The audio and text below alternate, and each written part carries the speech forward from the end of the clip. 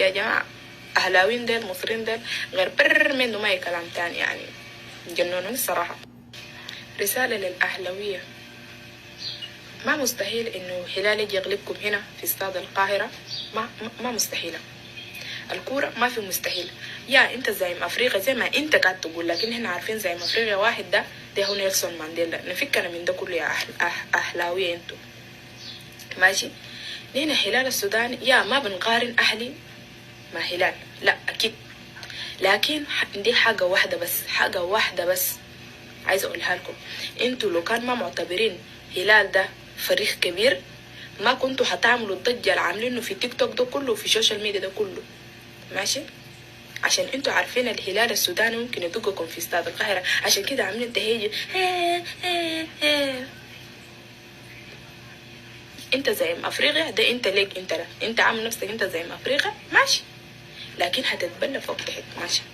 هنا الهلال السوداني ما عندنا زمان، دقونا خلاص ما في مشكلة، دقيتونا لا تمام، لكن متى تقول لي شنو قال انتوا ما اعرف حتدقونا في استاد القاهرة. يا اخي استاد امشي انت استاد القاهرة، واحد بيكلموه في حاجات حاسه يمشي يفتح دفاتر زمان تاريخ بتاع هلال، يمشي يفتح دفتر بتاع اهل. ليه؟ for what؟ ليه؟ نحن بنتكلم في الحاضر وحاجة جاي تحصل، ما بنتكلم في دفاتر زمان يا جماعة.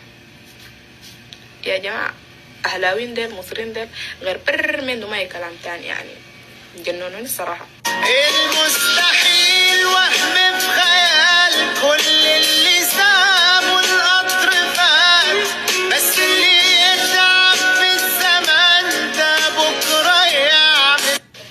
ألف مبروك نادي الأهلي، يعني ما شاء الله كهرباء حسين شحات ما شاء الله اشتغلوا شغل صح الليلة. يعني بالنيابة عن جماهير الهلال أنا كهلالاوية المهم بقول لكم ألف مبروك يعني. أنا كنت أكتر واحد منفعل بكلام الهلال وكده. يعني زي ما انتوا كنتوا قدر كلامكم، يعني انتوا زي ما انتوا قلتوا انه في استاد القاهرة الامور ما هتمشي زي ما مشت في السودان. انتوا كنتوا على حق، ويا الفوز كان يعني تستاهلوا كده.